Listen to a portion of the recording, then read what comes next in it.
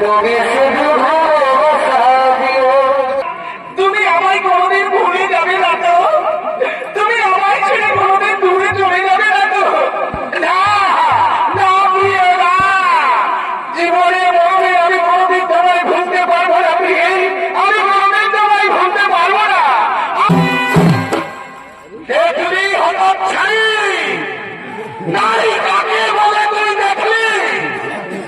শুধু রূপেই নারীর আসল পরিচয় নয়, তার মধ্যে শ্রদ্ধা ভক্তি মায়া মমতা থাকতে হয়।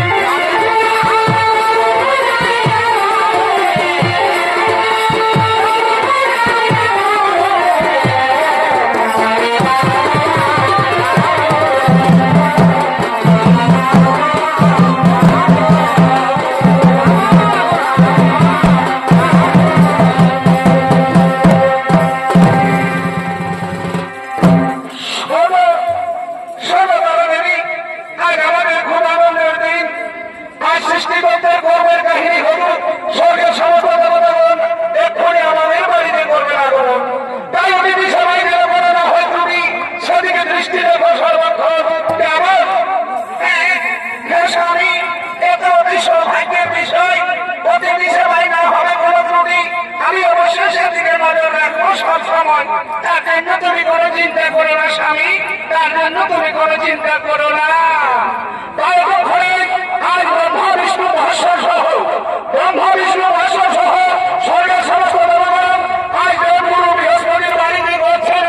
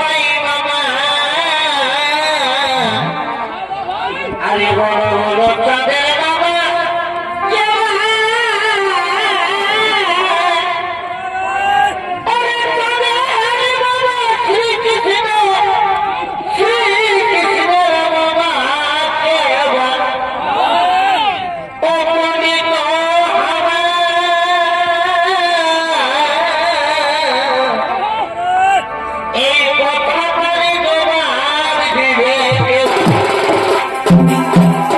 অপবিত্র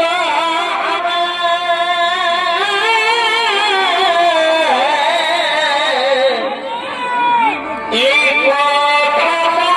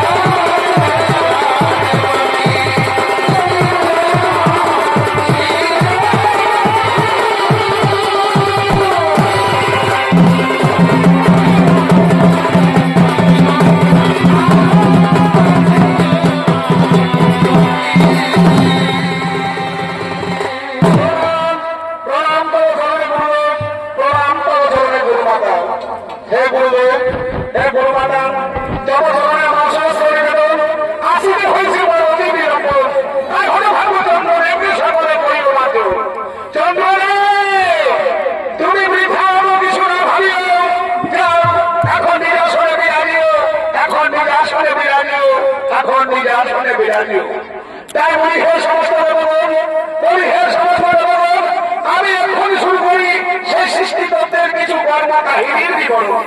হ্যাঁ, তাই শুরু করুন, তাই শুরু করুন গুরুদেব, আপনি নিশ্চিন্তে শুরু করুন। বলি হে ব্রহ্মদেব, হে ব্রহ্মদেব, তুমি বলিবে সৃষ্টি, হে বিষ্ণুদেব, হে বিষ্ণুদেব, তুমি বলিবে পালন, আর হে মহেশ্বর, তুমি বলিবে সংহার। এই কর্ম যেন যুগে যুগে অহরহ ঘটে যাবে। তাই হলে গুরুদেব, তবে আজকে আমরা অবশ্যই তৃতীয় অক্ষয় অক্ষয় যুগে যুগে সর্বদাই। আর হে ইন্দ্র অগ্নি বরুণ পবন, হে ইন্দ্র অগ্নি বরুণ পবন, তোমরা হলে মেঘ বৃষ্টির দেবতাগণ, তার প্রকৃতির নিয়ম মতো এই পৃথিবীর উপর সর্বদাই করিবে বর্ষণ, যাতে মহাসুখে মহানন্দে পালিত হয় পৃথিবীর সমস্ত জীব জগৎগণ। তাই হলে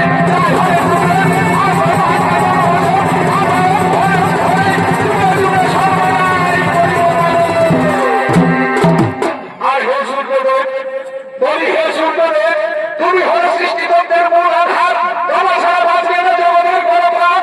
তাই তুমি তারপর আলো পৃথিবীকে সর্বদাই করিবে প্রদান। তাই হলে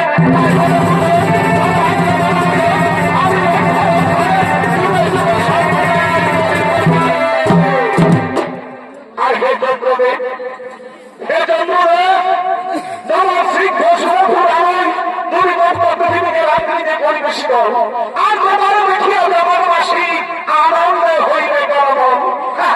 তাই হলে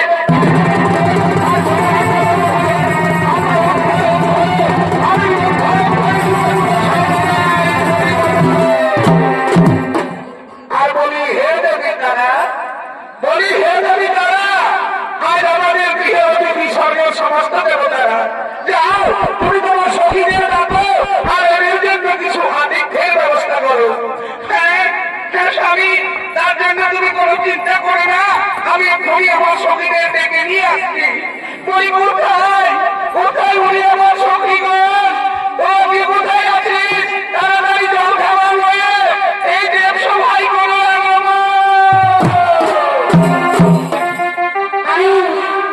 আমি দোলা করি,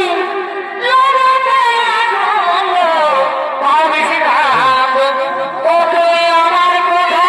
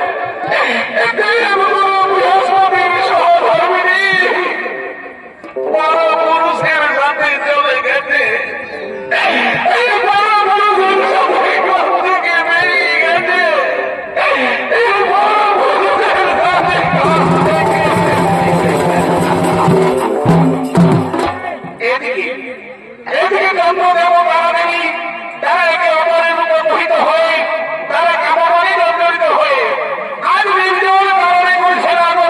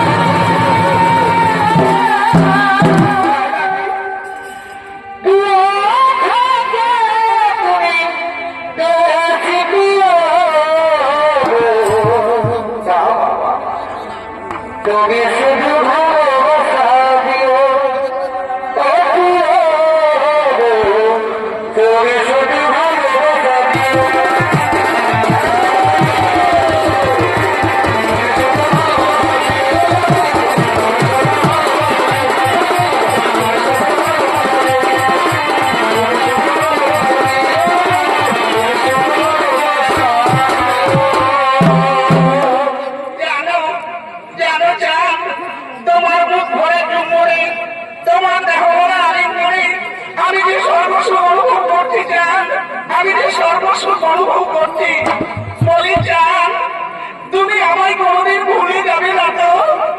তুমি আমায় ছেড়ে কোনোদিন দূরে চলে যাবে না তো? না না প্রিয় না, জীবনে মরণে আমি কোনোদিন তোমায় ভুলতে পারবো না প্রিয়ে, আমি কোনোদিন তোমায় ভুলতে পারবো না। আর সারা পৃথিবী যদি একদিকে হয়ে যায়, তবু তোমার আমার প্রেম কেউ সারাতে পারবে না।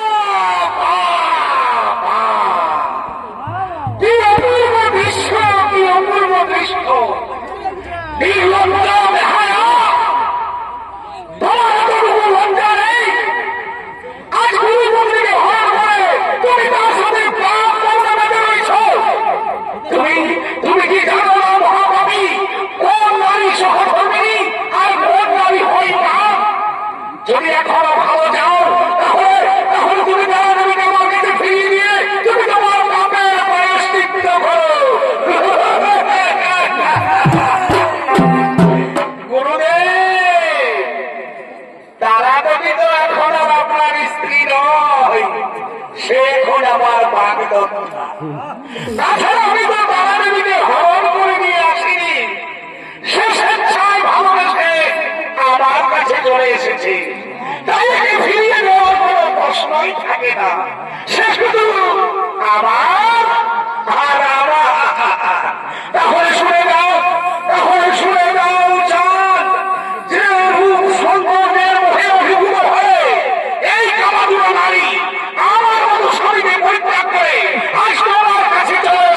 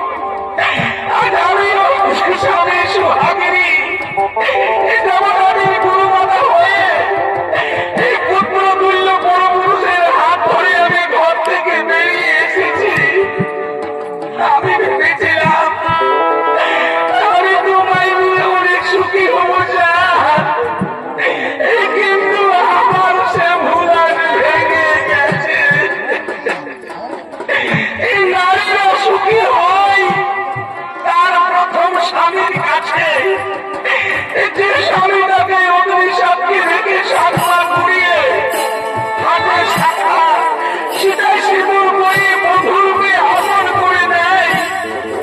আজ আমি ছুটে চললাম আমার সেই পুরো স্বামীর কাছে।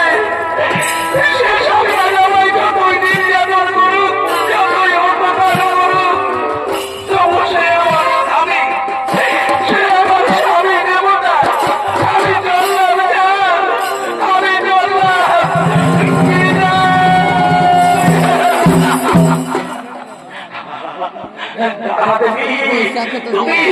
তুমি আমায় পরিত্যাগ করে চিরজীবনের মতো চলে গেলে। আজ আজ আজ আমার কাছে কেউ নেই, আজ আমার ভাই নেই, আমার বন্ধু নেই, আজ আজ কেউ নেই। আজ আমার দেহ হলো হীন, শক্তি হলো হীন, আমার আয়ু মাত্র আর 15টা। শুধু দর্শক মন্ডলী, এদিকে যখন চন্দ্রদেব আজকের গুরু বৃহস্পতির অভিশাপে ভয়ভীত জর্জরিত হয়ে পুষ্পকারায় পড়ে রইলেন, আর ওদিকে প্রমাণ পুরাণ অনুযায়ী চন্দ্রদেবের ছিল নাকি 27 খানা রমণী, কিন্তু চন্দ্রদেব বড়দিন কালের স্ত্রী বলে ভালোবাসত না। তাই তারা বাড়িতে মহানবীর চরণে পুষ্প নিবেদন করে জানালেন যেন তারা স্বামীর ভালোবাসা পায়। তাই চন্দ্রদেবের বড়দিগণ পুষ্প হরণ করার জন্য আসছে সেই পুষ্প কারণে।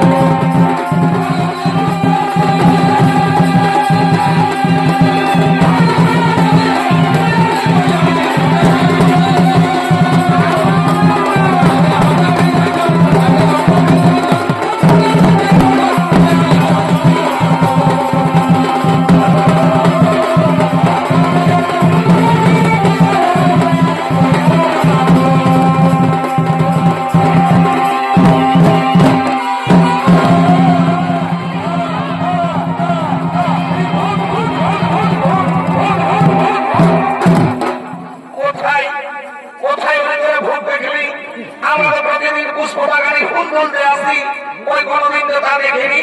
চল আমরা সকলে মিলে গিয়ে দেখি কোথায় ভূত। না না, ওই তো ওইখানে কি যেন গপ করছে, আমরা যাবো না। চল চল রে বোন, আমরা সকলে মিলে হাত ধরাধরি করে যাই, গিয়ে দেখি। হ্যাঁ হ্যাঁ, তাহলে তাই চলো।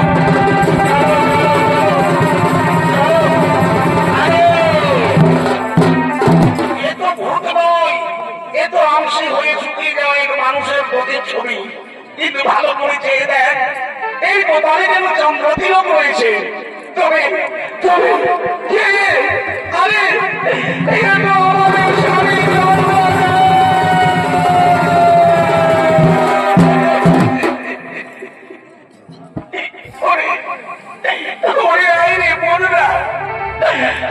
সকলে মিলে একে ধরাধরি করে বাড়িতে নিয়ে গিয়ে সেবা শুশ্রূষা করবো। তারপরে আমরা জানবো কেন তার এমন দোষা হয়েছে, কেন তার এমন দোষা হয়েছে। না না দিদি না, যে স্বামী বিয়ের কোনদিন থেকে কোনদিন আমাদের স্ত্রী বলে এতটুকু ভালোবাসেনি, আমরা তার সেবা শুশ্রূষা করা তো দূরের কথা, আমাদের স্পর্শ করবো না। যে কারণে দাঁড়িয়ে বসা হয়ে থাকুক, বেশ হয়েছে, ভালোই হয়েছে, আমরা চলো। স্বামী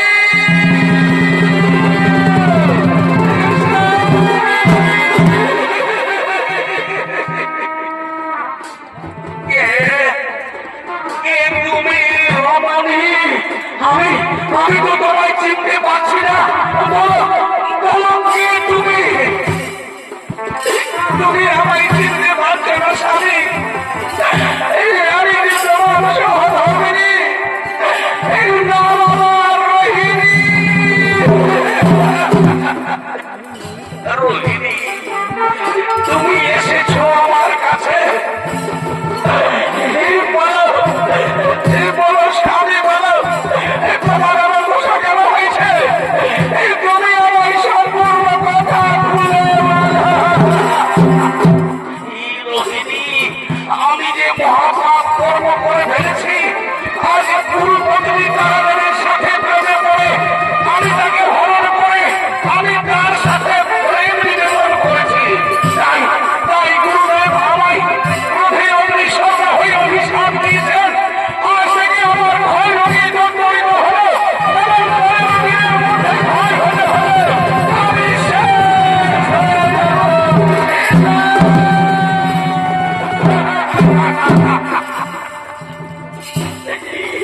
কিন্তু স্বামী, তোমার এখন সেই প্রিয়তমা তারাদেবী কোথায়? স্বামী, তোমার সেই প্রিয়তমা এখন তারাদেবী কোথায়? রোহিণী, যখন গুরুদেবের অভিশাপে আমার ক্ষয় রোগ হতে শুরু করলো, ঠিক সেই সময় আমাকে পরিত্যাগ করে সে তার পূর্ব স্বামীর কাছে ফিরে গেছে। এই যাবেই তো আমি আমি যে মহাপাপী।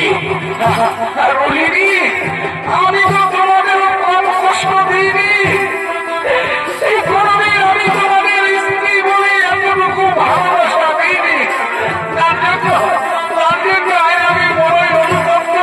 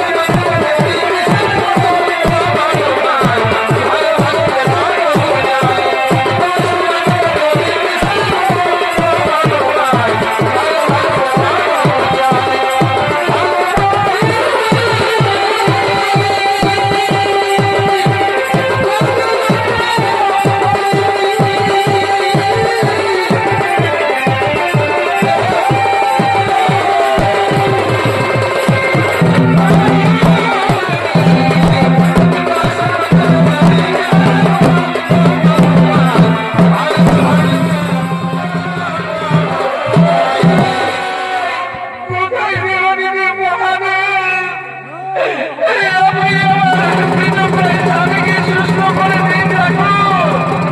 আমার এই সাদা সুযোগে রক্ষা করুন ঠাকুর। আমার স্বামীকে আপনি ভালো করে দিন। প্রভু প্রভু প্রভু প্রভু, এক মৃতপ্রায় স্বামীকে কাঁধে হয়ে এক অসহায় নারী তারাই আসে আমাদের কৈলাসের দ্বারে। আমরা কি তাদের ভেতরে আসতে দিতে পারি প্রভু? আমরা কি তাদের ভেতরে আসতে দিতে পারি? কি বললে মন্ত্রী, কি বললো ভেঙ্গি? হ্যাঁ, অসহায় নারী তার মৃতপ্রায় স্বামীকে কাঁধে হয়ে দাঁড়ায় আছে আমাদের কৈলাসের দ্বারে। তাহলে কে সেই অসহায় নারী? ভালো লাগে। আমি গুরুদেব, আমি জন্মদেবের সহধর্মিণী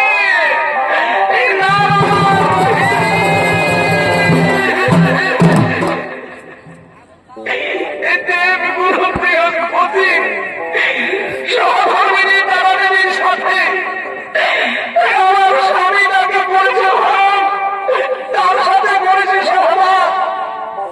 তাই গুরুদেবের অভিশাপে আমার স্বামীর ভয় রোগে হইবে মরা। অভিশাপ পূর্ণ হবে আর মাত্র একটা দিন বাকি আছে ঠাকুর, আর মাত্র একটা দিন বাকি আছে। আপনি দয়া করে আমার স্বামীকে সুস্থ করে দিন। আমার সাদা সেতুকে রক্ষা করুন। হে রোহিণী, হে রোহিণী, আমি তোমার স্বামীকে রক্ষা করতে পারবো, কিন্তু আমি তোমাকে সুস্থ করতে পারবো না। তুমি এক কাজ করো রোহিণী, তোমার মৃতপ্রায় স্বামীকে তুমি আমার জন্য ভরা মস্তকেই করো স্থাপন। তবে তাই হোক ঠাকুর, আমার এই অভিশপ্ত মৃতপ্রায় স্বামীকে আমি আমার জন্য ভরা মস্তকেই করিলাম স্থাপন। এই দেখো রোহিণী, তোমার স্বামীর আর কোনো ক্ষতি হবে না। সে 15 দিন কেন 15 বছর থাকলেও সে যেমন আছে তেমনি থাকবে। যাও রোহিণী, এবার তুমি দেবগুরু বৃহস্পতির কাছে গিয়ে জেনে এসো তোমার স্বামী কিভাবে অভিশাপ থেকে মুক্তি হবে। যাও, এসো এসো হে মন্ত্রী, এসো ভেঙ্গি, আমরা রোহিণী দেবীকে কিছুটা এগিয়ে নিয়ে আসি।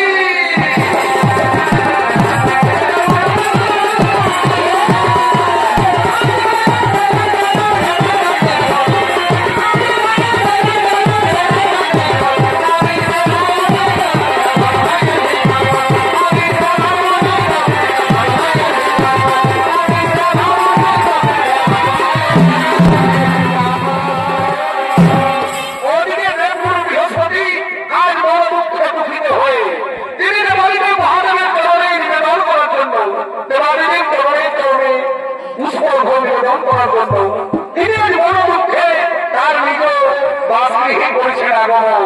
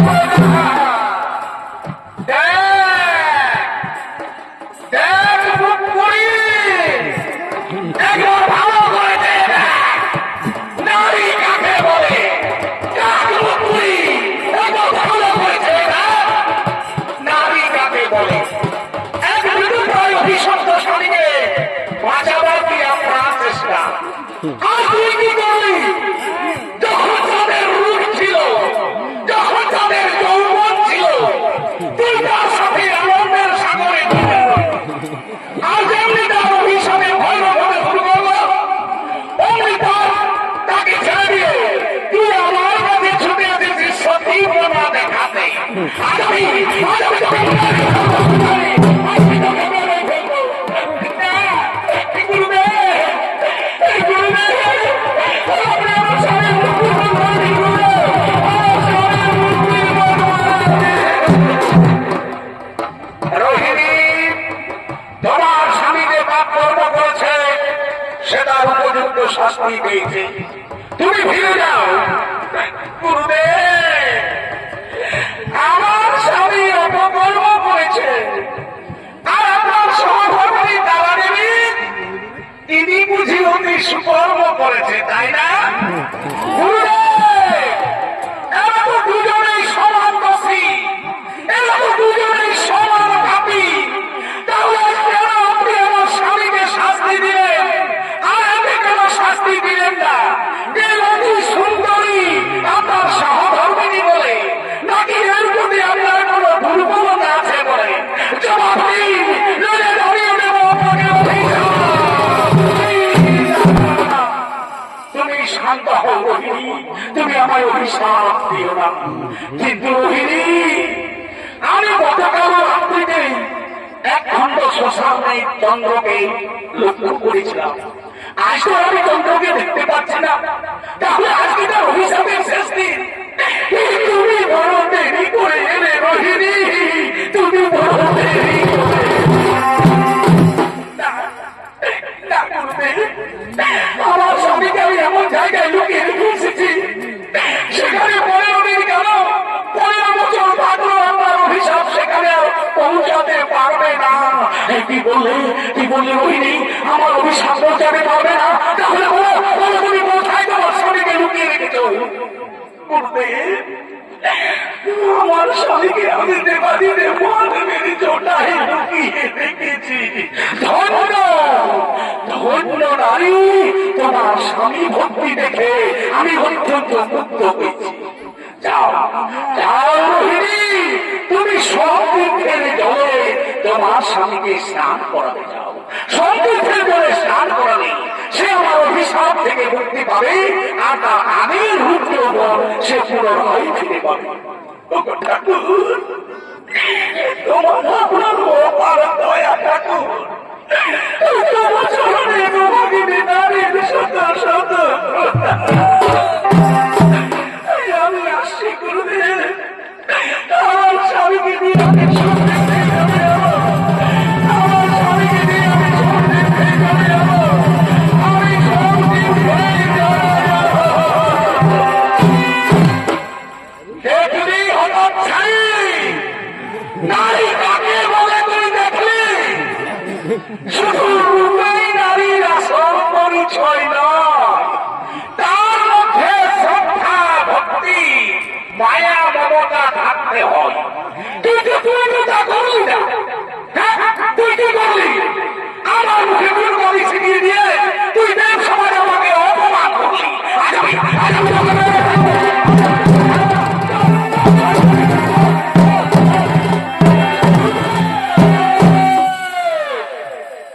আপনি তারা দেবীকে আর নির্যাতন করবেন না, কারণ নারী হত্যা মহাপাপ।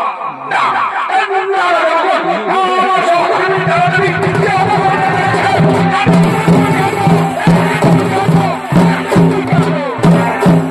আপনি শান্ত হওয়ার করবে। আপনি একবার ভেবে দেখুন, আমরা যেহেতু সৃষ্টিতত্ত্বের মধ্যে রয়েছি, তাই তারা দেবী যে অপকর্ম করেছে সেটা হয়তো কোনো সৃষ্টিতত্ত্বের মধ্যেই পড়বে। কি বললে ব্রহ্মদেব, কি বললে বিষ্ণুদেব, কি বললে মহেশ্বর, তারা দেবী যে অপকর্ম করেছে সেটা হয়তো কোনো সৃষ্টিতত্ত্বের মধ্যেই পড়বে। কিন্তু এটা তো অতি সত্য ঘটনা। আমার সহধর্মিণী চাঁদের সাথে পালিয়ে গিয়েছিল, এটা তো অতি সত্য ঘটনা।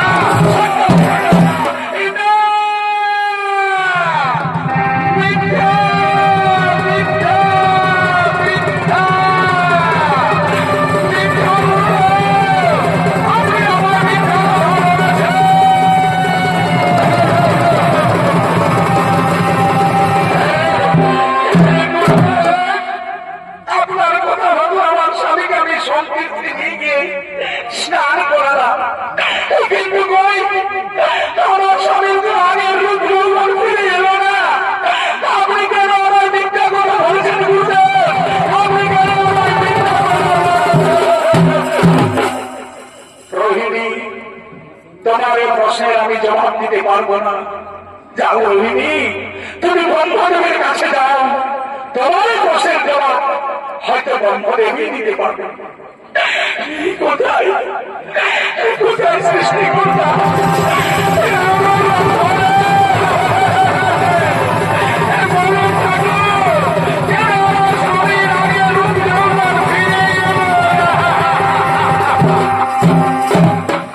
তুমি শান্ত হও রোহিণী, তোমার স্বামী চন্দ্রদেবের রুদ্রমন আগের মতো ফিরে আসবে। সে আজ বা এক্ষুনি নয়, সে যেমন ভাবে একটু একটু করে ক্ষয় রোগে শেষ হয়ে গিয়েছিল, ঠিক তেমনি ভাবে একটু একটু করে সুস্থ হতে হতে সেটার আগের পূর্ণরূপ আবার ফিরে পাবে। এইভাবে পূর্ণরূপ ফিরে পাবে, আবার সে ধীরে ধীরে শেষ হয়ে যাবে, আবার সে ধীরে ধীরে পূর্ণরূপে ফিরে আসবে। এইভাবে আবর্তনের মধ্য দিয়ে এইটা চলতেই থাকবে যুগ যুগ ধরে। আমি ভালোবাসতে চাই না, আমি ভালোবাসতে চাই না, আমার মৃত্যু চাই, আমার মৃত্যু চাই, আমার মৃত্যু চাই। চন্দ্রদেব, তুমি শান্ত হও, এত অভিশাপের কথা নয়, এ হলো নিয়তির খেলা। তোমাকে কেন্দ্র করে আজ থেকে শুরু হবে নতুন নতুন সৃষ্টিতত্ত্ব। তুমি এক মনে শোনো সেই কথাগুলো। বলুন বলুন, সৃষ্টিকর্তা ব্রহ্মদেব, সৃষ্টিকর্তা ব্রহ্মদেব কোথায়? ব্রহ্মা বিষ্ণু মহেশ্বর,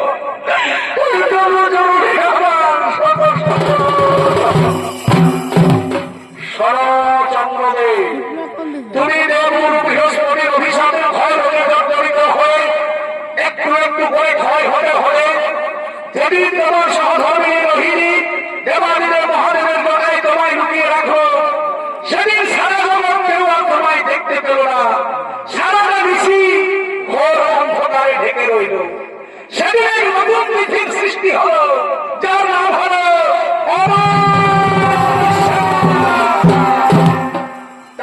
সংতীর্থে স্নান করবার পর তুমি আবার একটু একটু করে সুস্থ হতে লাগলে। এইভাবে সুস্থ হতে হলে যেদিন তুমি তোমার পূর্ণরূপ ফিরে পাবে, সেদিন অনেক পৃথিবীর সৃষ্টি হবে, তার নাম হবে